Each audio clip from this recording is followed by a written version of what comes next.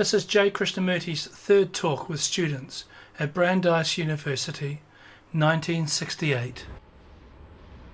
I was told the other day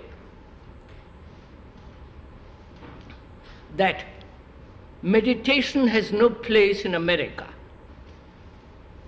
at the present moment, because what the Americans need is action, not meditation. I wonder why one makes this division between contemplative, meditative life and a man of action.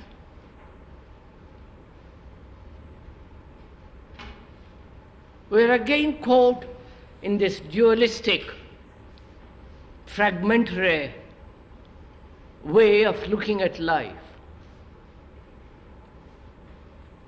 In India, not that I have read any Indian scriptures or Indian philosophy or the ancient books, there is this whole concept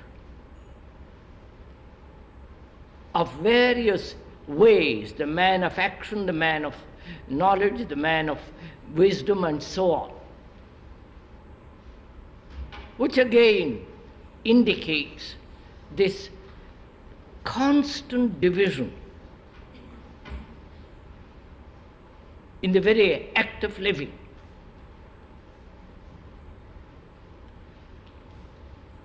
Which inevitably must lead to various forms of contradiction and conformity and limitation.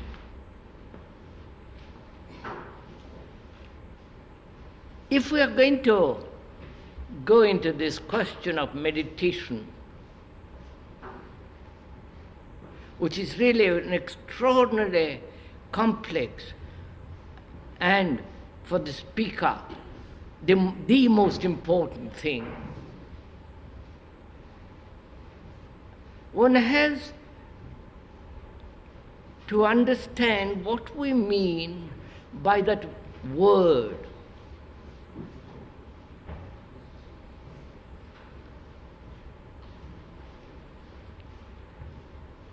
The dictionary meaning of that word is to ponder over, think over, consider,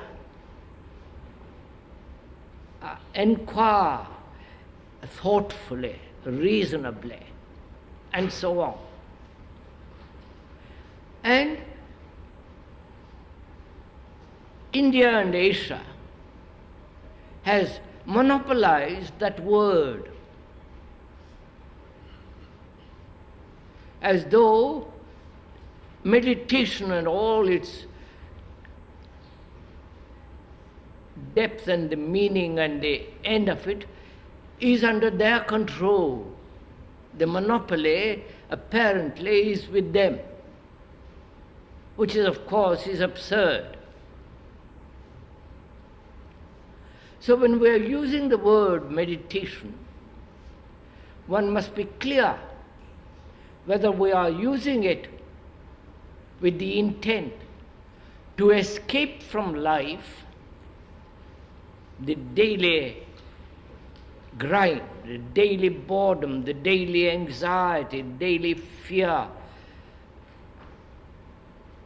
the daily pressures of life, or meditation is the way of life.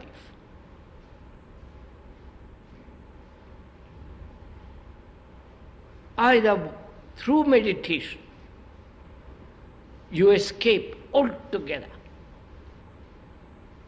from this mad and ugly world, or meditation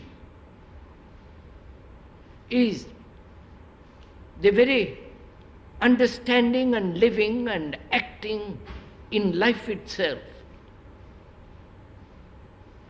If one wants to escape,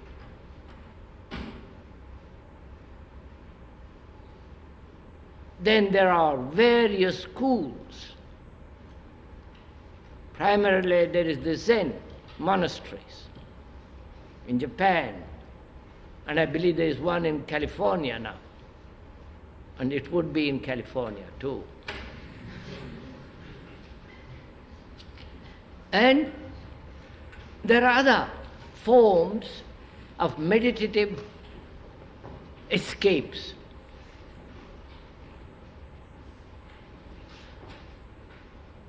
And one can see why they offer, they are so tempting. Because life as it is very ugly.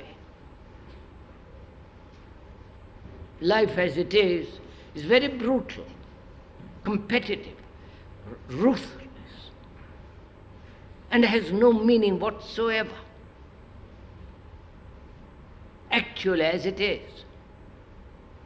And so, when the Hindus offer, through their system of yoga, mantra, that is repetition of words, and so on,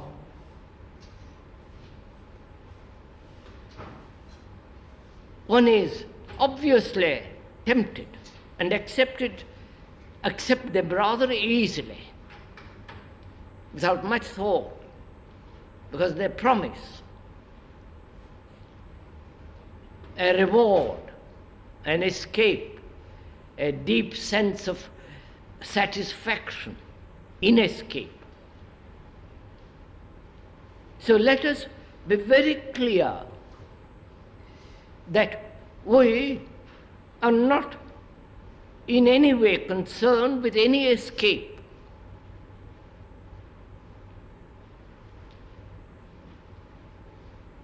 Either through drugs, through drink, through a contemplative, visionary life,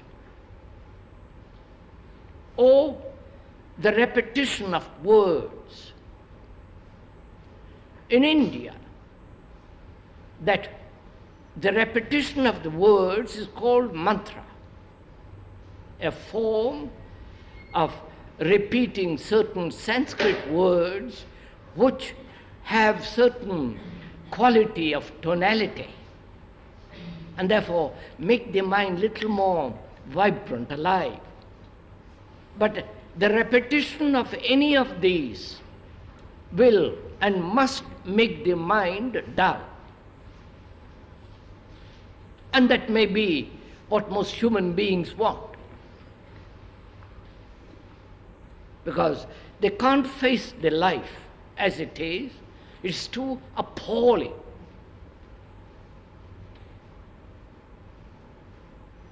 And so they want to be made insensitive, and this repetition and taking drinks, drugs, and so on does help to dull the mind. And the dulling of the mind is called quietness, silence, which is obviously is not. A dull mind can think about God and virtue and beauty and all the rest of it, but yet remain dull, stupid, and heavy. So we are not concerned in any way in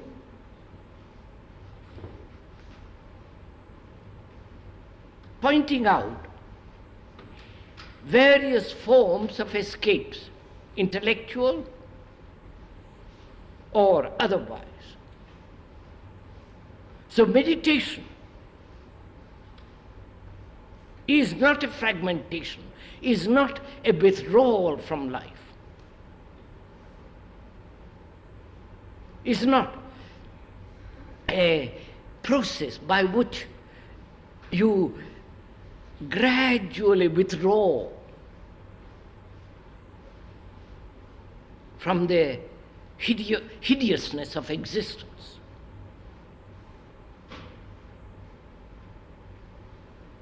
So then we can ask, what is meditation? If it is not an escape, the withdrawal into a monastery, or going into a room, sitting quietly for 10 minutes or half an hour or an hour, trying to concentrate, learn to meditate, and the rest of the day be a hideous, ugly human being. That's not meditation, obviously.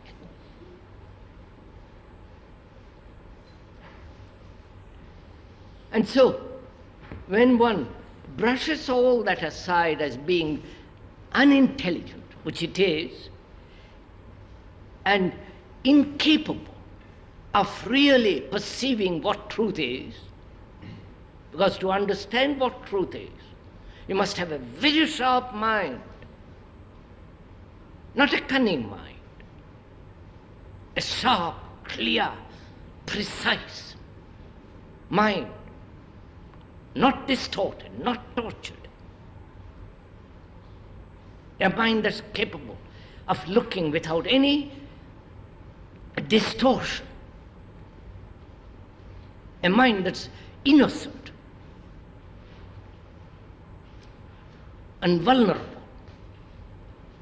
It's only such a mind can see what truth is. Not a mind that's filled with knowledge, but a mind that's completely capable of learning. Learning being not accumulation of knowledge. Learning which is from moment to moment, a movement. Therefore, such a mind must be highly sensitive. That means the body also must be highly sensitive.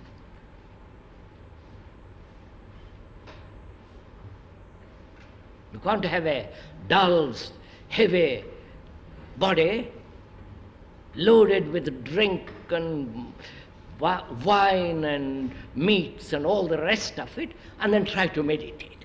It has no meaning.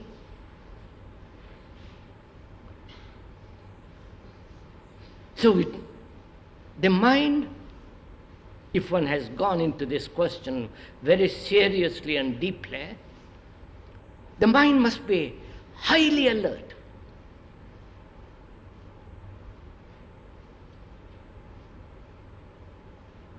Highly sensitive, and therefore deeply intelligent. Not the intelligence born of knowledge.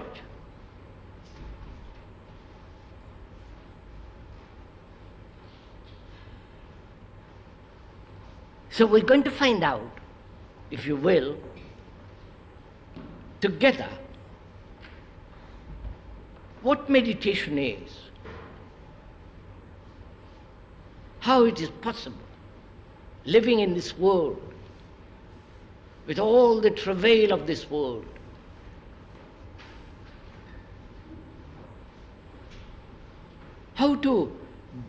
is it possible to bring a mind that is so distorted, so confounded, so caught up in misery, sorrow, in violence? How can such a mind become so highly sensitive? That's one of the essential points in meditation.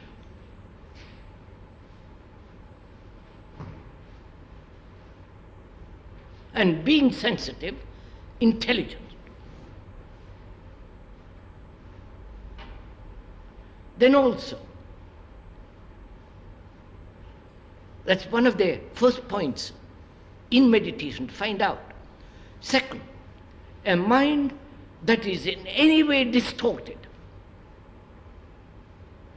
neurotic, incapable of logical, sequential perception.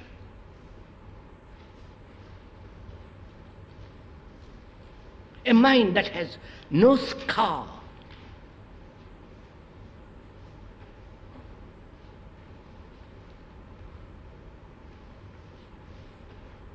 That's the second point.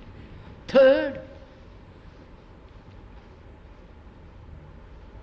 it must obviously be highly disciplined.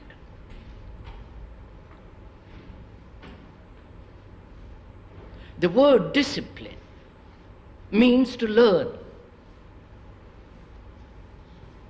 not being drilled. A mind that is, when we use the word discipline, it is an act of learning. The very root of that word means that. And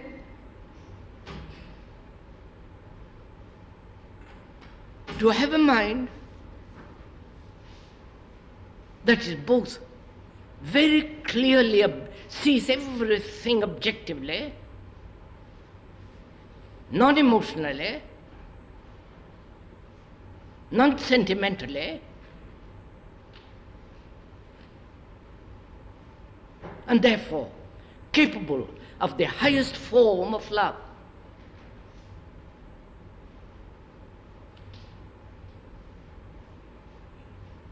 So those are the basic necessities to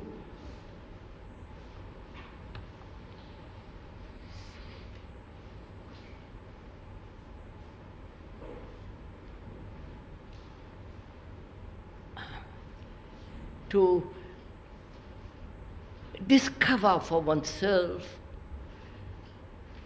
that which is beyond the measure of mind.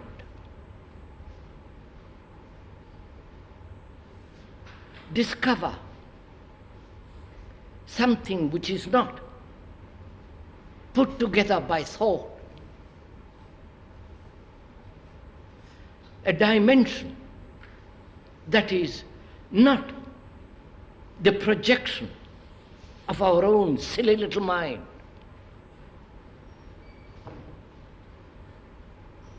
So,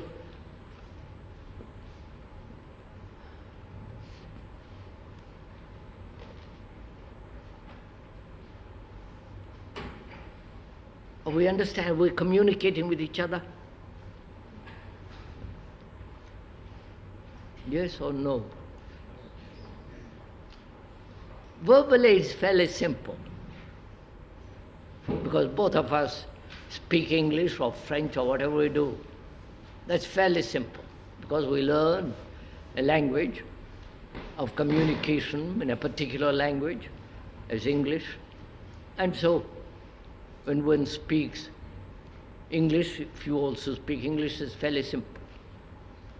But communication verbally is not real communication, real communion.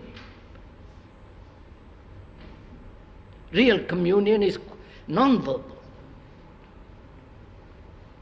But to commune with one another, we must be at the same level, at the same time, with the same intensity, and with the same vitality. Otherwise, no communion can take place.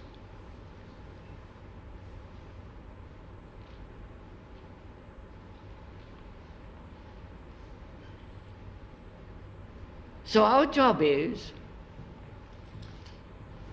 it possible for a mind that has been tortured, and we are tortured, a mind that is heavily conditioned, as we are conditioned, as Christians, Catholics, all the rest of it. The society has conditioned us, and we have created that society. So we are caught in this trap. Our minds, being conditioned, has a morality which is not moral. The morality of society is immorality, because society admits, encourages violence, greed, competition, ambition, and so on, which is essentially immoral, because it's not in it. There is no love, consideration, affection, tenderness. So the moral respectability of society is utterly disorderly.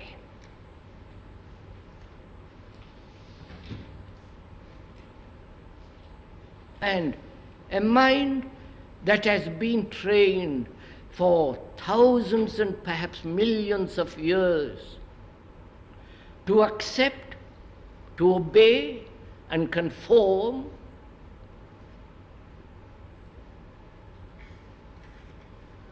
cannot possibly be highly sensitive and therefore highly virtuous. I don't know if this is all clear. Perhaps we can talk about it afterwards.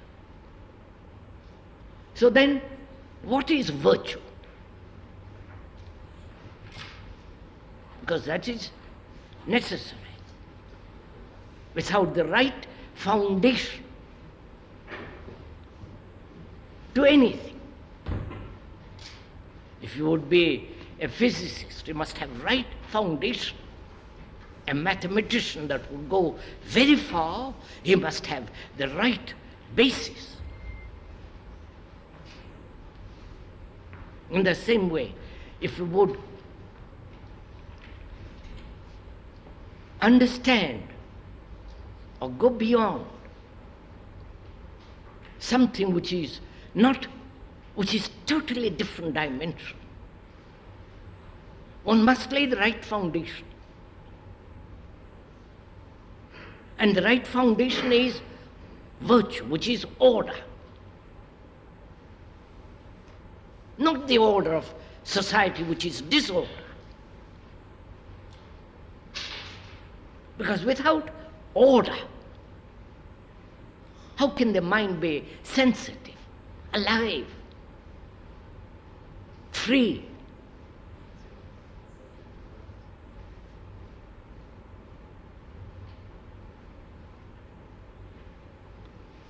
And so one asks, what is virtue?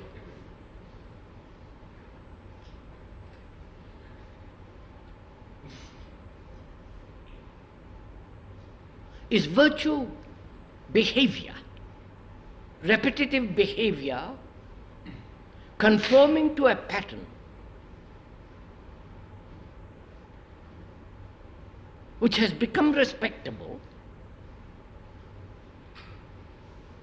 which the establishment, whether in this country or in the rest of the world, accepts as morality?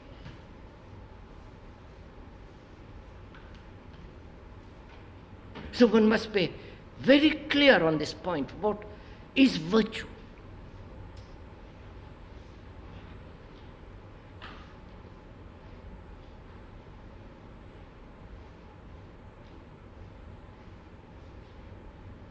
I think one comes upon it because virtue cannot be cultivated any more than you can cultivate love or humility.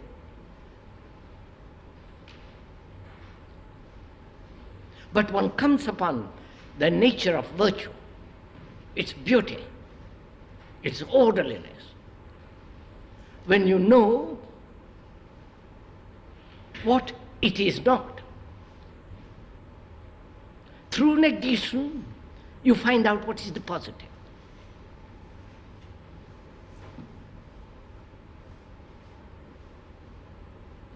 but not by positing the positive and then imitating it. That's not virtue at all. One can cultivate various forms of what should be, which is called virtue, like non-violence. But if you practice it day after day, you become mechanical. It has no meaning. I don't know if this interests you, all this.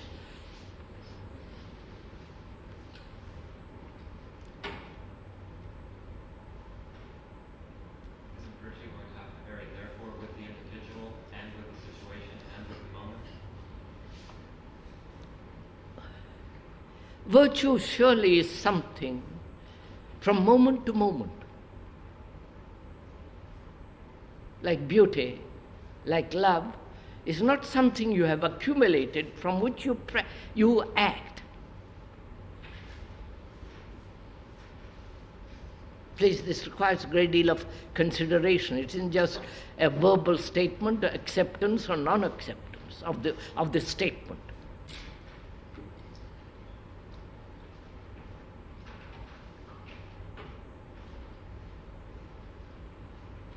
Look at it this way, if you please.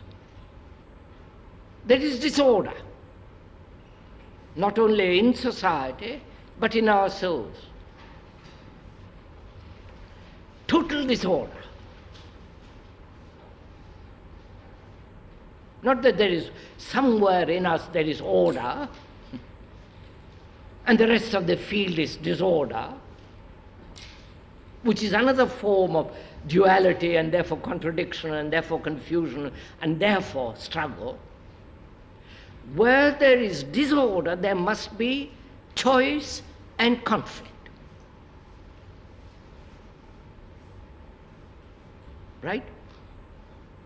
It's only a mind that's confused chooses.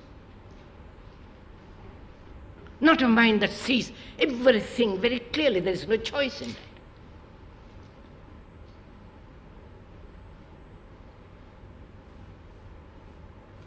I am confused, therefore my action, whatever it be, will be confused. I may vote for this person or that person. It's out of confusion.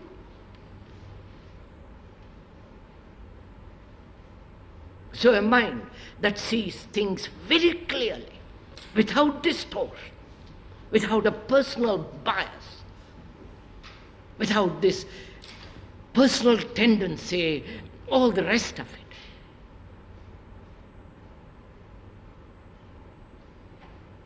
It is only such a mind that has understood disorder and is free of this disorder, is virtuous, is orderly. Not orderly according to the communists or the socialists or the capitalists, or according to any church, but orderly because it has understood the whole nature of disorder within oneself.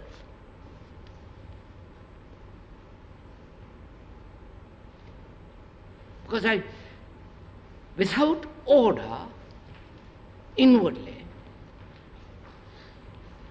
order being that mathematical order, which is the highest form, there is an absolute order in mathematics. In the same way, there is highest order and absolute. And that can only come about not through cultivation, not through practice, suppression, control, obedience, conformity and all the rest of it, but by understanding this disorder that one lives in. Saying one thing, doing another, and wishing something else.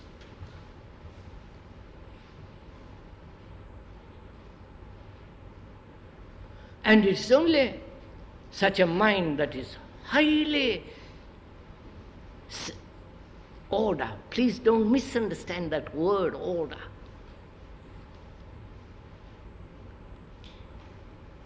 It's only such a mind that can be sensitive, intelligent.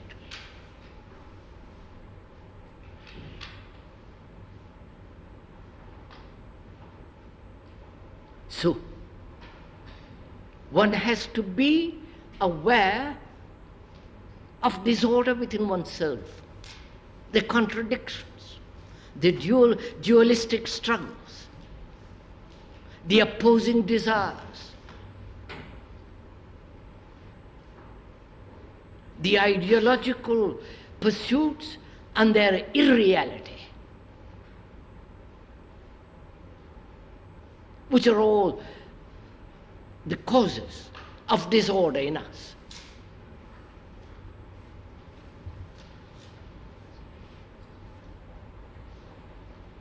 Am I making myself somewhat clear? We'll come, if you don't understand it, we'll discuss it, I'm sorry.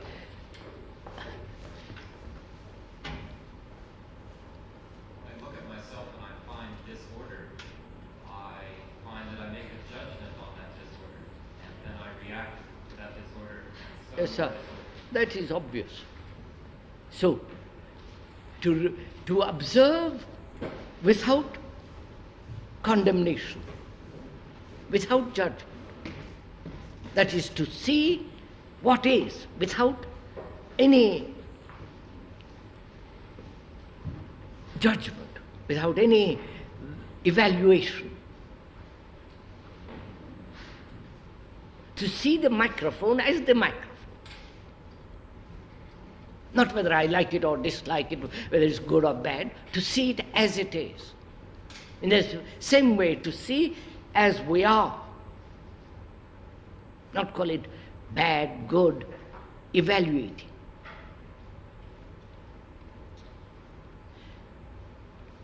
Which doesn't mean doing what we like.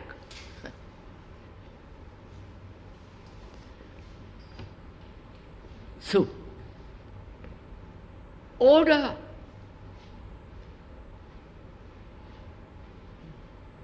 is virtue. And you cannot blueprint what virtue is. If you do and if you follow it, you become immoral because you are disorderly. I don't know if you follow.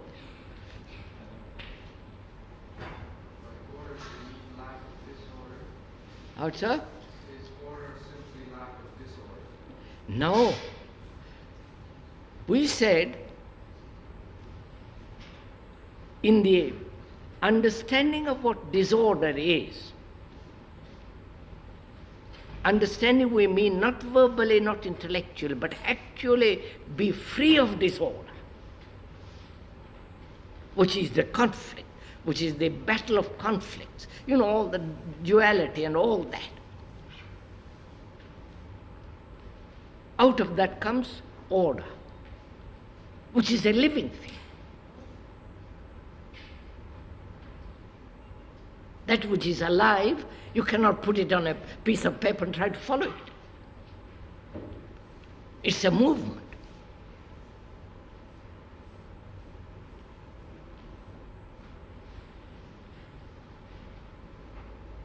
And the second point, as we said,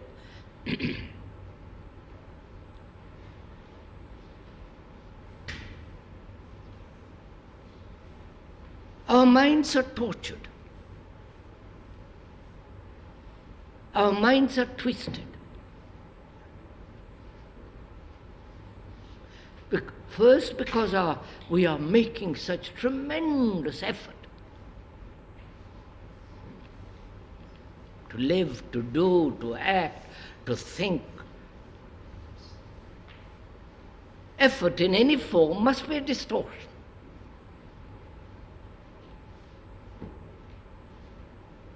Right? No? is effort to be aware. Moment there is an effort to be aware, it is not awareness. I am aware as I enter into this hall. I don't make an effort.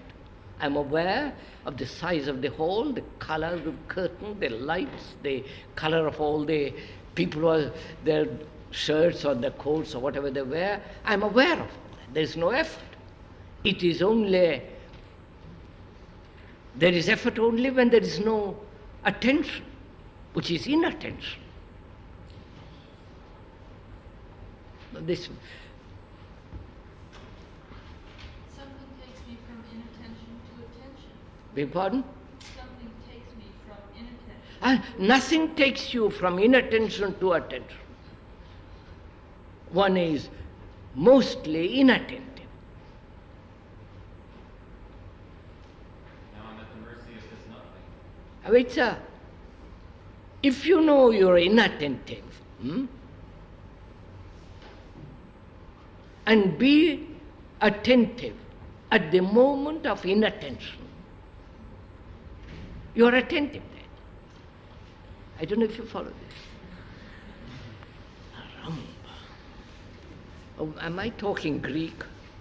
Would you talk more about impartial observation?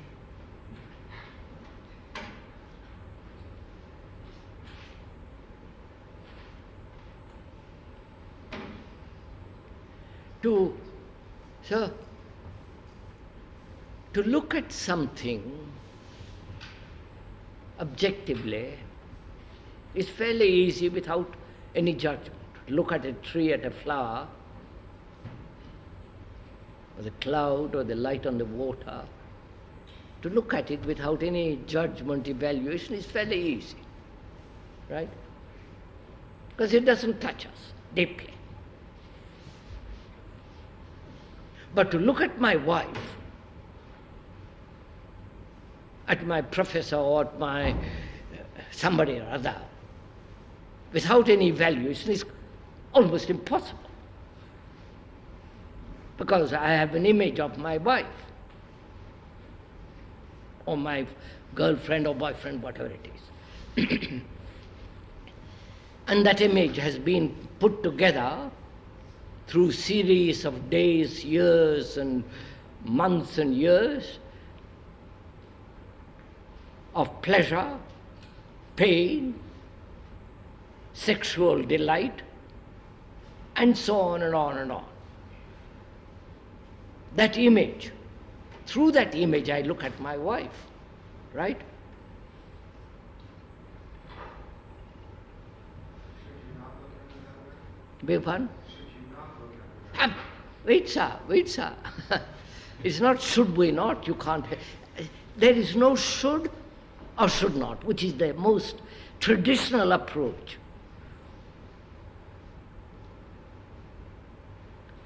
See what happens.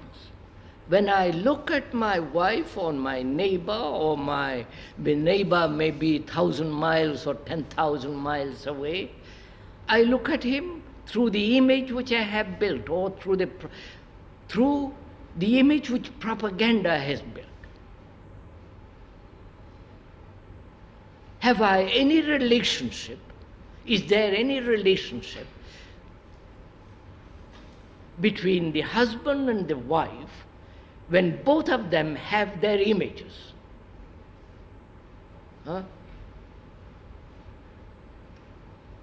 The images have relationship,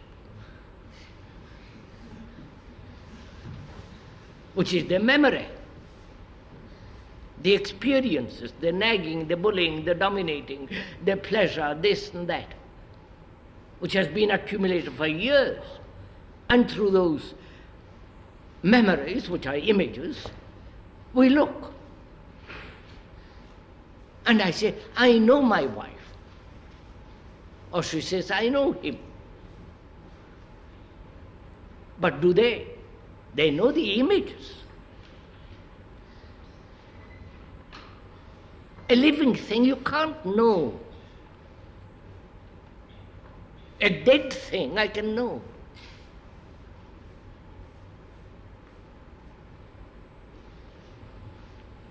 So, to look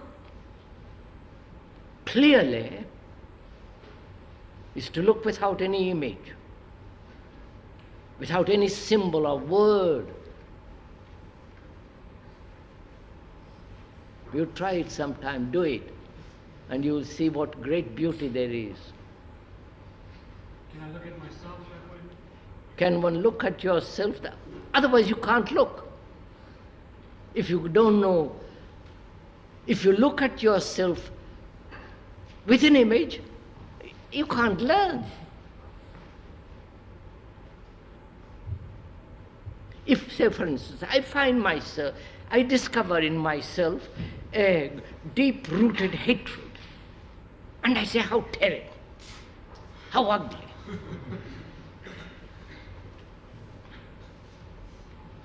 And when I say that, I prevent myself from looking. The verbal statement, the word, the symbol, prevents from observation. And to learn about myself, there must be no word, no knowledge, no symbol, no image, so that I am learning. Is it possible to do all the time? Beg pardon? Is that possible to do all the time? Is it possible to? I mean, do that. Is it possible to do it all the time?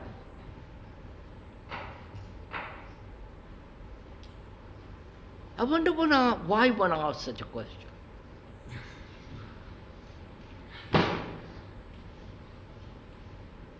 Is it a form of greed?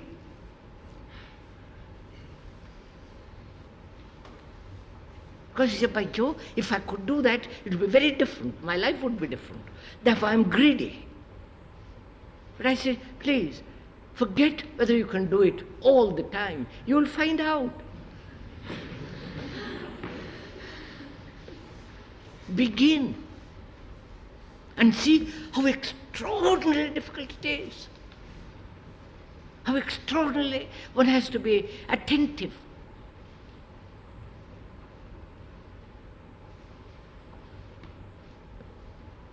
How can you experience the microphone as it really is? You can only apprehend it through your body. Vibhansha, I can't. How can you experience the microphone as it really is if you can only apprehend it through the senses of your body? Of course. Through the senses of my body, I see that. Visual fact and psychological fact. I can see it visually. Why should I introduce psychological memories in what I'm seeing?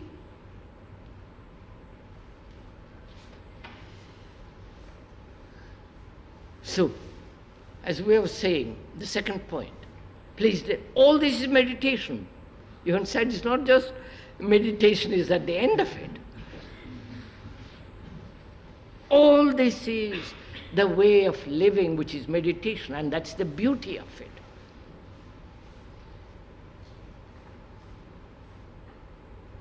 Beauty isn't in architecture, in the building, in the line, in the curve of the setting sun or the moon, or the line of a hill. Not in the word or in a poem or in a statue or in a painting.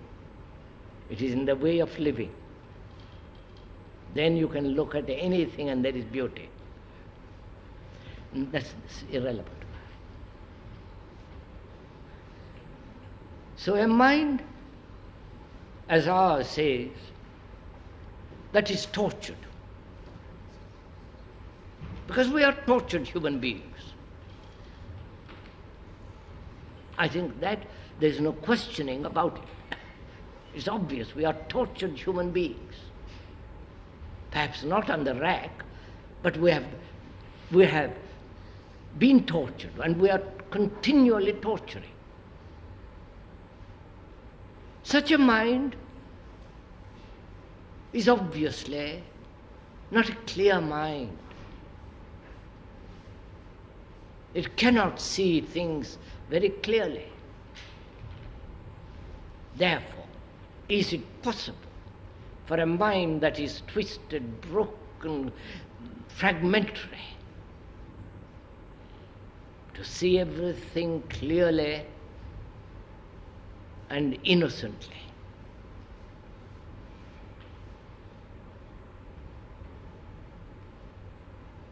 to find that out, because we're learning, not stating things.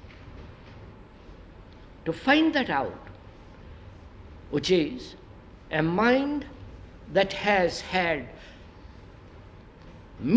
thousands of years of experience,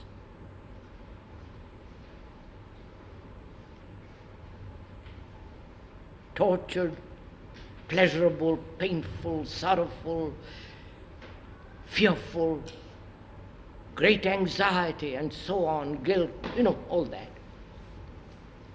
To understand and to be free of all this, one must go into the question of experience. You're all right till I go on? I don't know if you're not tired at the end of the day.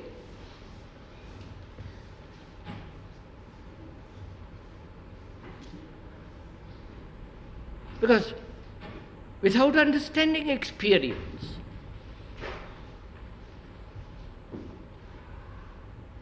every experience leaves a mark,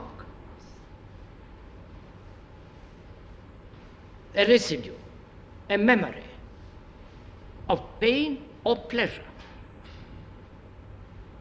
Are you following all this? Experience means, the word itself is to go through something. And we can never go through something if it leaves a mark. I don't know if you're following this. I mean, if you have had great experience,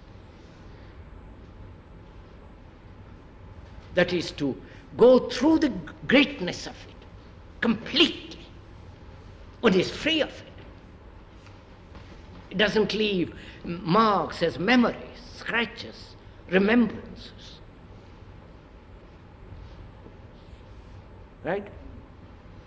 Is this what you mean by if you are alert and awake during the day, you won't really dream at night? You'll find out, it's not what I mean. Scrap what I mean. It's not important what I mean, it's important what you mean. It's important for you, for each of us to learn. So, why is it that every experience that we have had leaves a remembrance, right? Conscious or unconscious. Because it is this that prevents innocency. I don't know if you're following all this. I want to reproduce the good experiences and avoid. See, sir, go into it, you'll see, consider it, be involved in it. Be involved in the discovery of it. Why? Experience must leave a mark.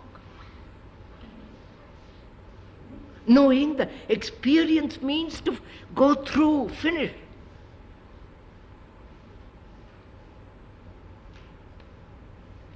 The experience is to be biased. Is that approximately right? What's that? To be experienced is to have biases. But also to be experienced is traditionally to be wise. Non capisco. I can't hear it, sir. What you say is that after each experience, we have a mark left over, remember, and this prevents innocence. So I'm saying, putting it in another way, that experience is bias forming, it forms biases. Yes. Why? It's our way of looking at it. That's why. Why should experience leave a mark? Say, for instance, we have had thousands of wars.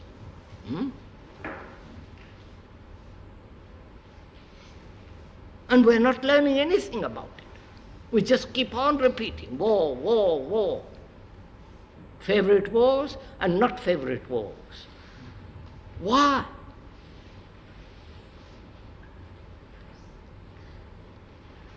So we must find out why, learn about it, why experiences leave a mark.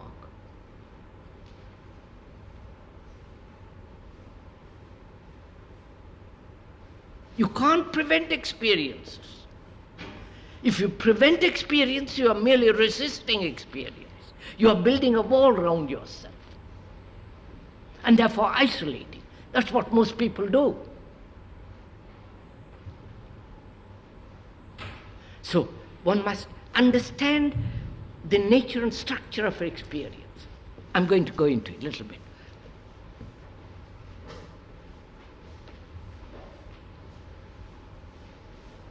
You see a sunset, as it was yesterday evening, lovely, with a light on that rose-colored light on the water on the top of the trees. It was bathed in that marvelous light. And you look at it. You enjoy it. There's great delight of beauty, color, depth. And a second later, you say how beautiful that was. Please follow this, step by step. Learn about it. I'm not asking you to follow what I'm saying, learn about it. And say how beautiful it was. You tell it to somebody. And you want it repeated again. The beauty of it, the pleasure of it, the delight of it. So you go back tomorrow, if you have time and this hour, and look at the sunset. You are looking at that sunset with the memory of yesterday. Right?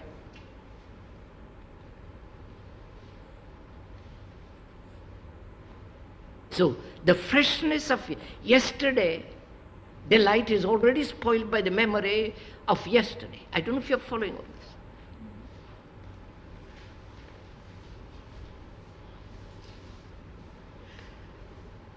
That's, you insult me, or you flatter me. The insult remains, and the flattery remains. Marks of pleasure and pain. So I'm accumulating. The mind is accumulating through experience, thickening, coarsening, becoming more and more heavy with thousands of experiences. That is the fact. Now, can I please do it? Can I, when you insult me, listen to it with attention and consider your insult, not react to it immediately. Consider it. That is, when you say I'm a fool, I said I may be right, you may be right, I may be a fool. Probably I am. And when you flatter me, I'm also watchful. So that the flattery and the insult leave no mark. I wonder if you're following all this. So that the mind is alert, watchful of your insult, your flattery, of the sunset, of the beauty of the, so many things. So that your mind is all the time alert and therefore all the time free. Though you have 1,000 experiences, right?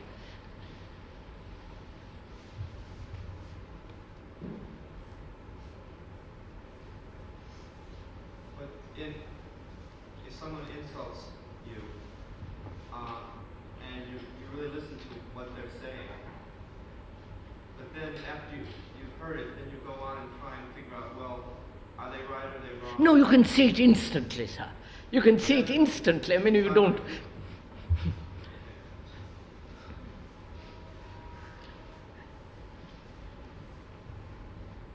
So the mind can be freed from the past being the accumulated knowledge, experience, psychologically, and can be innocent. Huh? Then it must not be serious. Beg pardon, sir? Then it must give up all seriousness. All? Yeah, seriousness about things. It must then be open to the attentiveness as a constant play. Of course. And in that there is great joy. The other there isn't.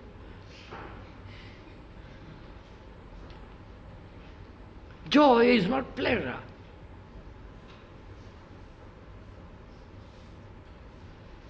So, that is that second thing, which is the mind is twisted, tortured by experience, therefore can never be innocent, fresh, young, alive.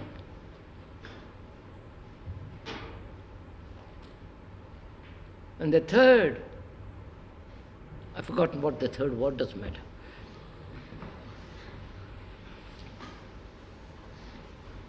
Is this whole question of what is love.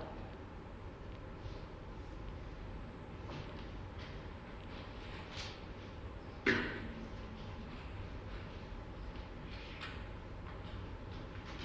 do not know if you ever considered what it is.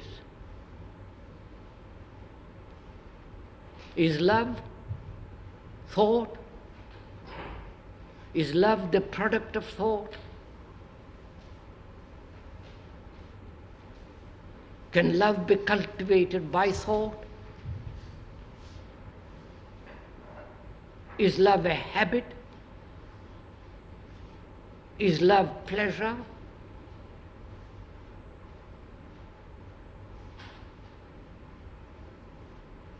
As we know it, preached from the pulpit or from anywhere else, is essentially the pursuit of pleasure. Right? Sexual and otherwise. And if love is pleasure, then love also is fear. Right? No? Fear of losing the pleasure. Huh? Fear of losing the pleasure. No. Well, watch it, sir. Watch it a little more closely. We said if love is pleasure, love also breeds fear. If love is pleasure, love is also fear. Now, what is pleasure? We are not denying pleasure. We're not saying we mustn't have pleasure. That would be a most stupid thing to say. What is pleasure? You saw that sunset yesterday evening.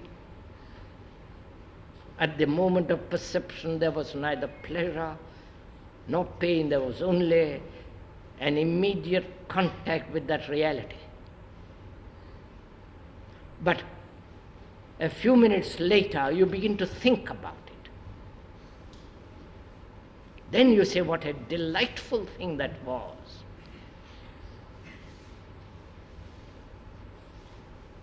The same way sexually, you think about it. You build an image, pictures, and all the rest of it, which is the thinking about it. And by thinking about it, you have pleasure.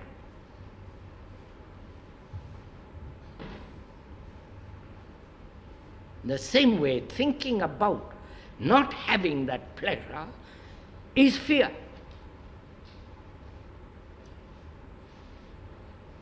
Right? Thinking about not having a job tomorrow, thinking about my being lonely, not being loved, not being capable of self-expression, and all the rest of the thinking about this machinery causes both fear and pleasure. And is thought, is love the product of thought?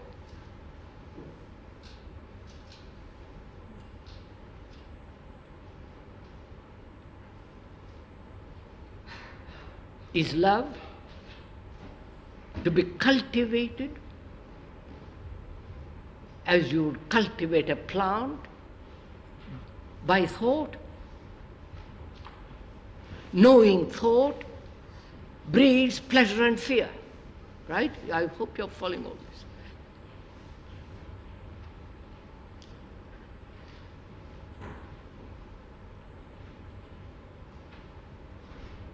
So you have this problem.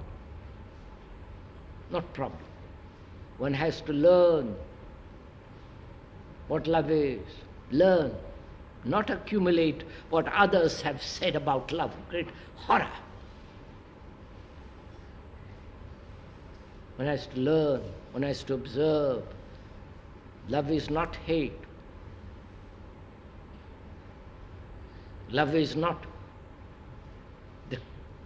to be produced, cultivated by thought. Then love is something entirely different.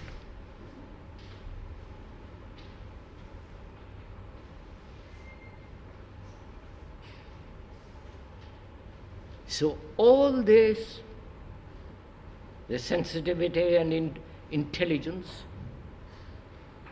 order born out of disorder, because it's only order comes when I understand deeply, when the mind understands how this disorder comes into being and is free of it, then there is disorder. And in the understanding of the disorder is the discipline, which is not conformity, which is not a drill or imitation. Then one comes upon this thing called love, which politicians, the priests, the husband and wife have destroyed it.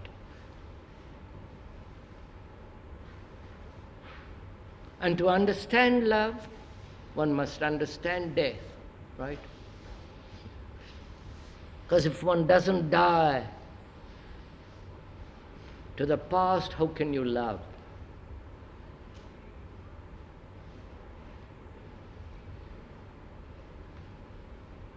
If I do not die to the image of myself and to the image of my wife, how can I love? So all this is the marvel of meditation and the beauty of it. Right, sir?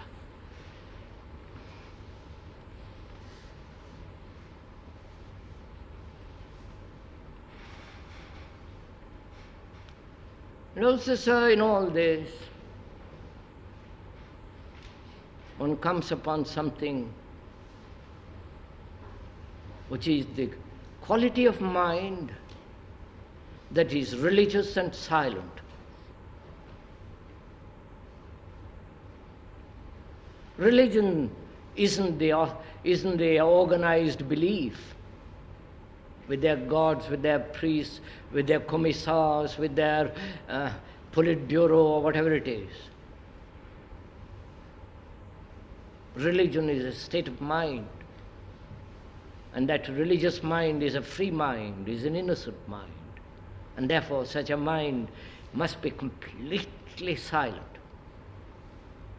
And meditation is the understanding of this extraordinary silence. not how to make the mind silent. That's fairly easy. Take a drug, take a pill. But to learn about this silence, which is really, the religious mind alone can be silent. And the religious mind is all this. The mind that's not tortured, the mind that knows, that is highly sensitive, and so on, so on. It's only such a mind that's religious mind and a silent mind. And then such a mind has no limit. Is that enough?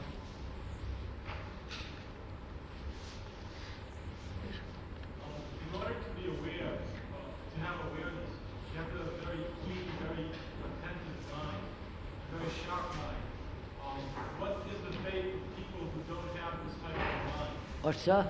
What happens to people who don't have this type of mind? Have we such a... Why do we say if people don't have it? Who are the people? If I don't have it, that's all. If I don't have such a sharp, clear mind, what am I to do? Is that it?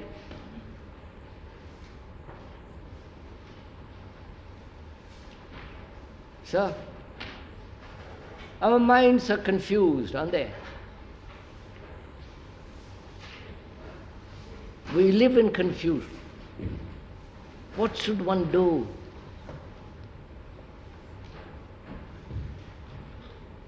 If I am stupid, sir, it's no good trying to polish stupidity.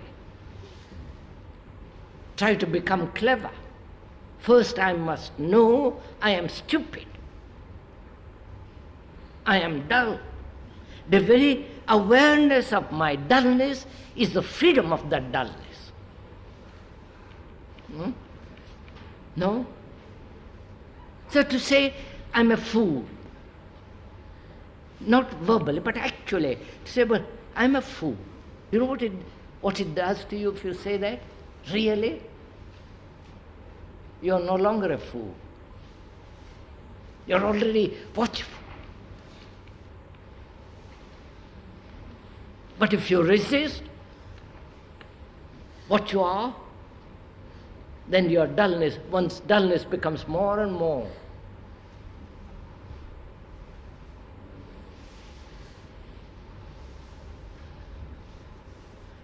So in this world,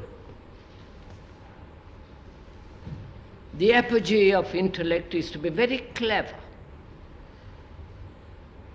very smart, very complex, very erudite. I don't know why people carry in their brain erudition. Why not leave it on the shelf? The computers are very erudite. Erudition has nothing whatsoever to do with intelligence. Intelligence needs tremendous simplicity to see things as they are in ourselves and not bring about a conflict in perceiving what we are. I am a fool, I am a liar, I am angry and so on. I observe it, I learn about it. I don't resist it, I don't say I must be different. There it is. Then I don't rely on any authority.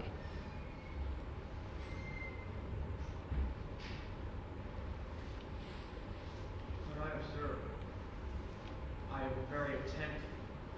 You're tense. Intense and attentive.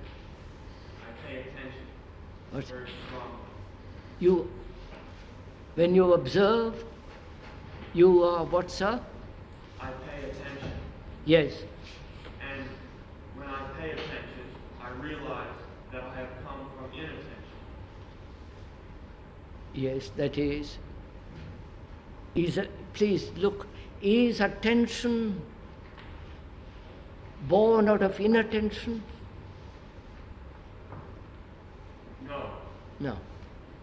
And I wonder what produces it. How does it come? How does attention come about, you're asking?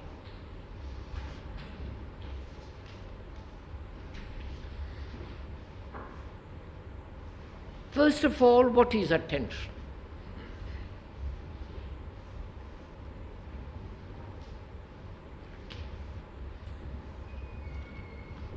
So when you attend, that is, give your mind, your heart, your nerves, your eyes, your ears, you give, when there is complete attention, this is what takes place, doesn't it?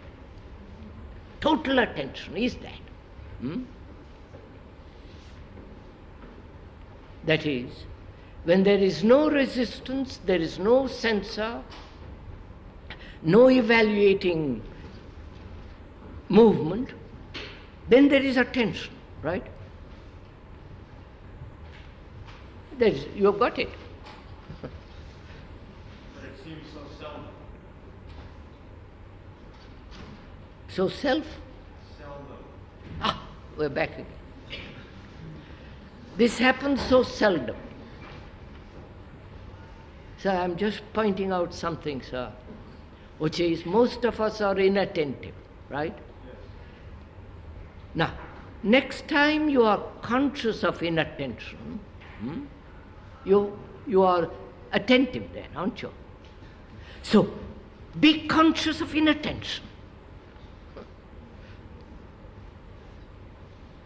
As I said, through negation you come to the positive, which is through understanding inattention, attention comes. Yes, sir. What happens? I've had that kind of experience. Sometimes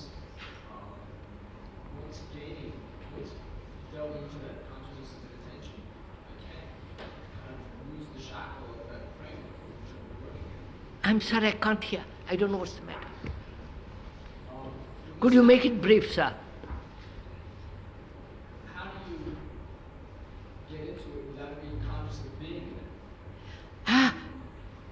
How do you get into being conscious?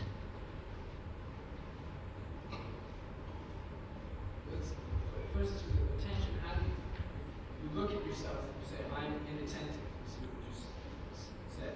Huh?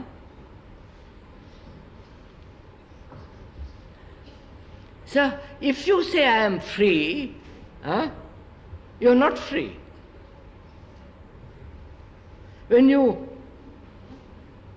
are happy, if you're conscious at that moment of happiness, is it happiness?